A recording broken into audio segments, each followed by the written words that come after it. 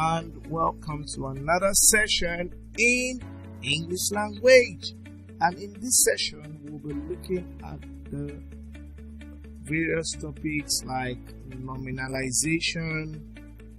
We will be considering also speech work, where we'll look at the monophthongs and the diphthongs, that is basically the vowel sounds we have in English language. But before that, let us review the previous lesson.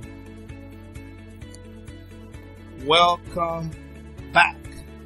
So like I said earlier, we are going to be looking at an integral part of English today. We'll be looking at nominalization. That is, how do we change various word classes into nouns. Then also we'll be considering the vowel sounds we have in English language. We'll consider the monophthongs and the diphthongs. So we'll start or begin the lesson with nominalization. We're looking at nominalization, right? So what is nominalization? Like I said, nominalization is, let me put that right side of the screen. So we said nominalization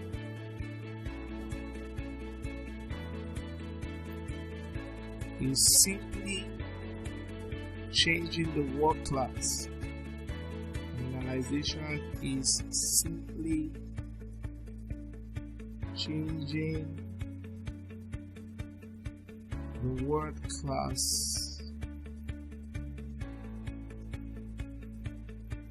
into a noun. So for instance, most times we change adjectives and we change verbs into nouns. Okay, so that is what we call nominalization. So how do we change adjectives and verbs to become nouns? That's what nominalization is basically about. And so we said, consider the following things.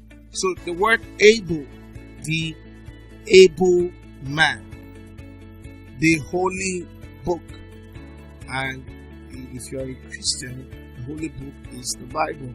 If you are a Muslim, the holy book is the Quran. So every religion has a holy book. So the word holy is used as an adjective. It gives us more information about the book. We have lazy, the lazy student. Okay, it gives us more information about the student. Who is he or she? Is he or she hardworking? So in this case, we say the student is what? Is lazy. So the word lazy there is an adjective. Then we have the clean house. The clean house or the clean room is telling us more about the room.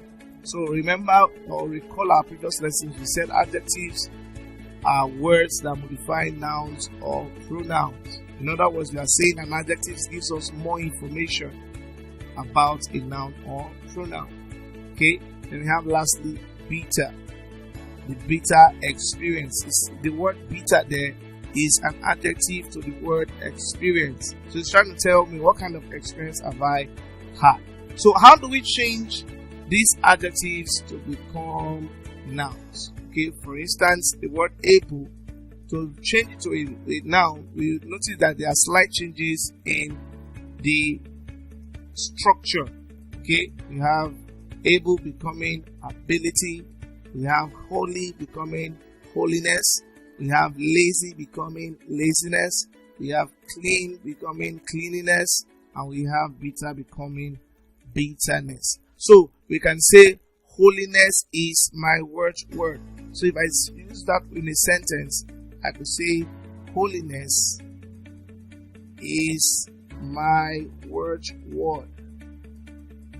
Now, if you look at this sentence, the word holiness here is the subject in this sentence. The only why it can become a subject is because it has changed, it has been nominalized. It has moved from the adjective holy to holiness. Okay, I can't say holy is my watchword. that doesn't make a complete thought or idea. So holiness is my watchword. So, and so many or numerous other examples. Laziness kills.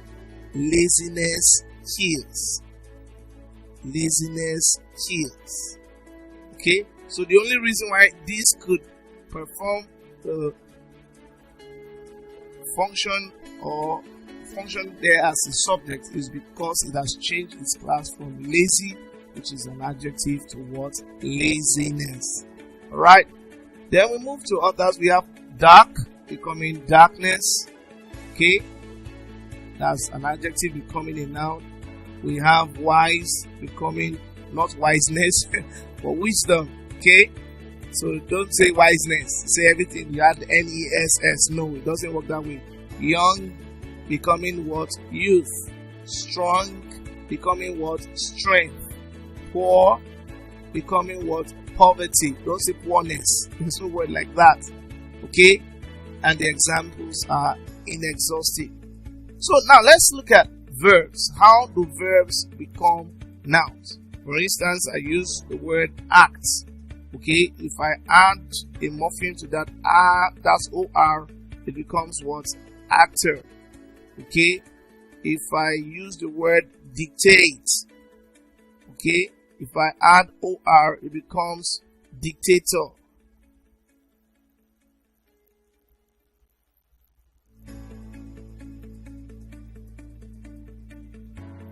Alright, then if I have the word mix, okay, plus CURE becomes mixture.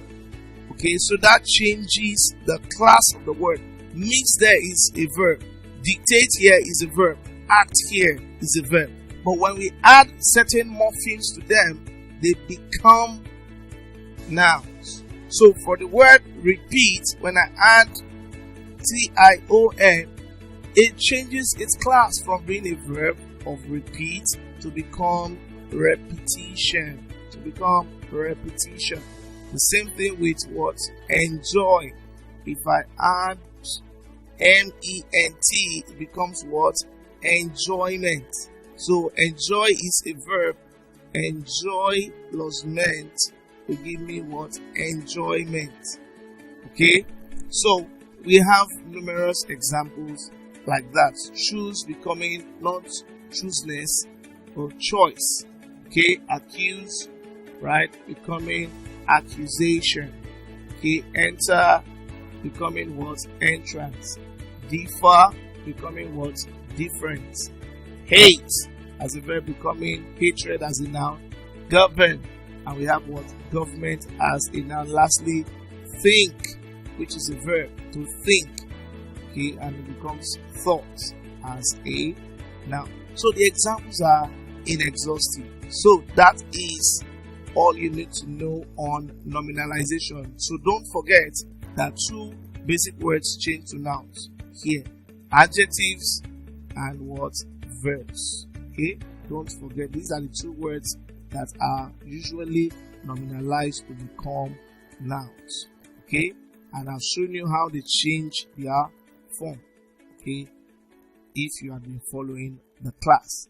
Now let's move on to another important aspect of English language. Like I said, we are considering speech work right now, and like I said, we are considering vowel sounds. Now we have 20 vowel sounds in English language. Let me put that somewhere so that you can recall. 20 vowel sounds in English language. Okay, now the vowel sounds can be divided into two. So we can divide vowel sounds into two. Let me use VS to represent vowel sounds. So I can divide it into two. We have what you call the monophthongs, and then you have the diphthongs, abbreviated MONO and DIFH. So when you see the topic monophthongs and diphthongs, we simply are referring to the vowel sounds we have in English language. So that's what we're considering today. So don't forget, how many sounds do we have in English? Vowel sounds, 20 vowel sounds. Okay? So the vowel sounds are classified into two main groups. We have the monophthongs and the what? Diphthongs. Now, the monophthongs are otherwise called pure vowels. So we either call them monophthongs or pure vowels. Okay? So we either call them monophthongs or what? Or pure vowels.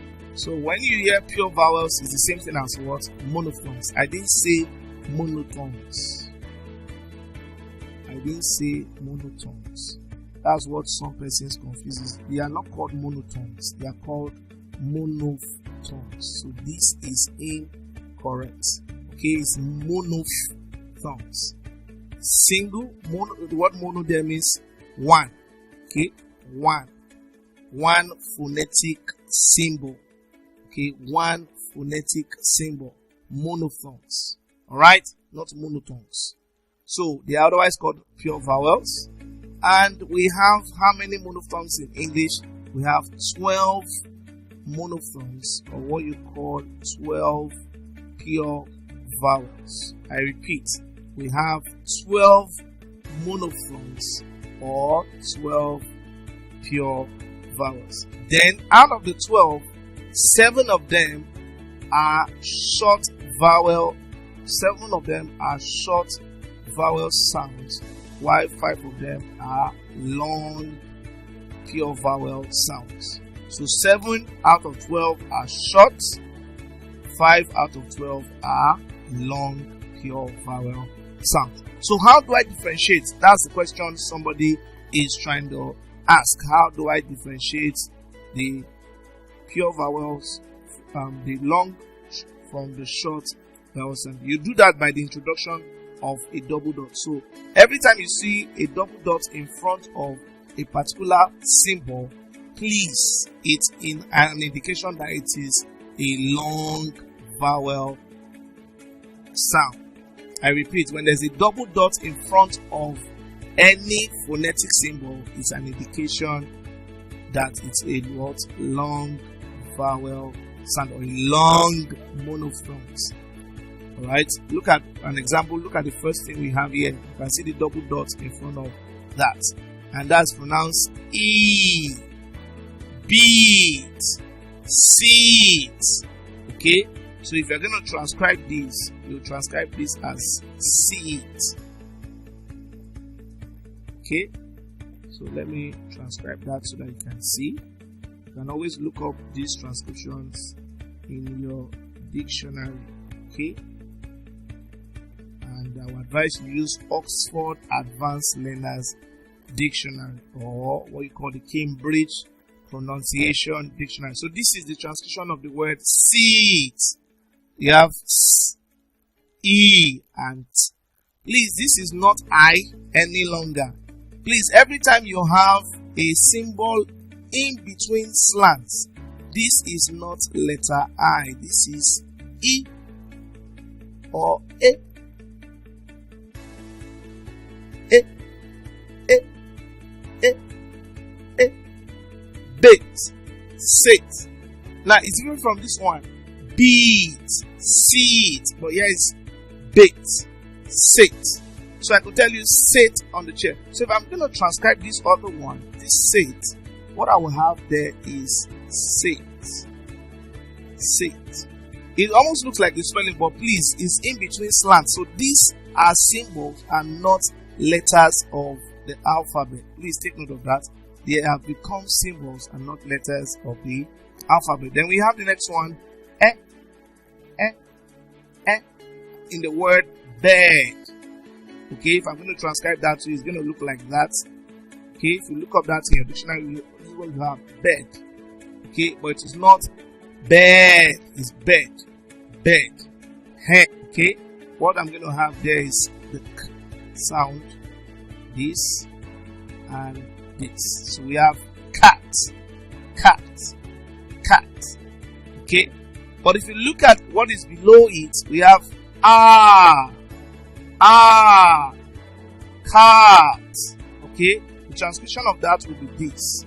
They are not homophones. They don't sound alike.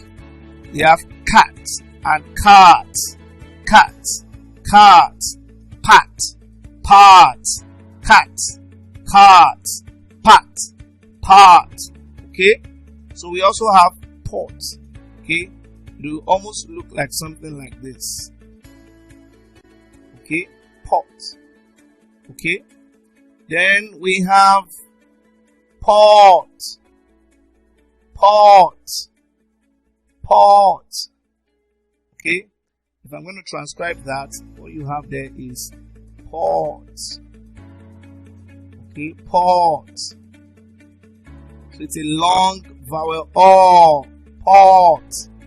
Then we have O, O, like the word pot, pot, foot.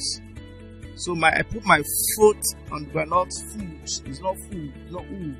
It's O, pot, foot. Okay, so if you're going to transcribe foot, what you have there is foot. Alright, so we have two.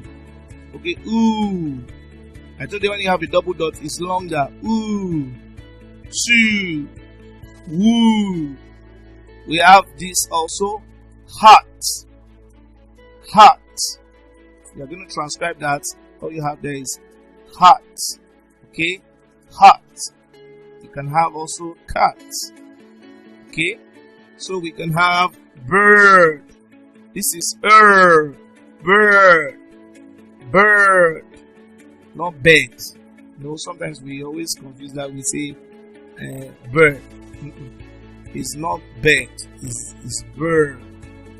Okay, if I'm going to transcribe that, this is what you have there. Bird. Okay, bird. Right. Then we have baker. Baker. So if you check every of these words that are here, they are monophthongs, beginning from E. Then we have E. Then we have E. Then we have A. Then we have A. Then we have O. Then we have O. Then we have O. Then we have oo. Then we have Then we have and we have like aching, aching, baker, teacher, doctor. Now let's move quickly to diphthongs. Diphthongs are otherwise called double vowels. So another word used to describe diphthongs, we could call them double vowels, or we could call them gliding vowels. Okay? We call them double vowels or gliding vowels. Now, like I said, it's a combination of most times two monophthongs. It's a combination of most times two monophthongs. And how many diphthongs? Like I said earlier in the class, we have 8 diphthongs. I repeat, we have 8 diphthongs. I'll write that under the word diphthong so that you won't forget what I said. How many diphthongs do we have? We have 8 diphthongs in English. 8 diphthongs. Okay? So like I told you, there are others called double vowels or gliding vowels. Okay? You see them represented by certain phonetic symbols that will appear on your screen. So we have the word A, pay. Okay, so if you're going to transcribe pay, what you have there is pay. Alright, pay. Alright, this is not P-E-I-U. It is, I told you, when the anything that looks like letter of the alphabet appear between slants, alright, it is no longer a letter of the alphabet, it has become a phonetic symbol. So this is the transcription of the word pay. Okay, we have again. Okay, then we have go. Go. This one is a combination of g and diphthong o. Okay, go. Then we have rise. I. Rise. Look at, you can see the way I'm transcribing. You can also get there. Rise. Rise. Rise. Okay. Then we have cow. Okay, you can also transcribe that k. Then owl. Okay, cow. You can see now cow. Alright. So we have also toy. We have toy. Okay, toy. Now if you're going to transcribe that, we have then we have oil. Okay, so you can see that the translation is different from what you are seeing there. Toy. It's not the same thing. Then we have ear. Okay, if you transcribe ear, it's almost the same thing like the diphthong ear. So it's almost the same. Alright, if you look up that in your dictionary, you confirm that. If ear, so my ear aches. My ear, not my ear. Ear. Alright, then we also have air too. That word you have there, A-I-R, is transcribed air. Then lastly we have poor. Right, if you're going to transcribe that, this is what you are going to have. Poor. Right, so there are numerous examples of this, but we'll have to stop here for today. So don't forget what we've done. We talked about nominalization, and we also talked about monophthongs and diphthongs. Thank you for joining us in this lesson. In order to refresh your memory and recall all that we've done today, I would advise you take the test that would appear on your screen.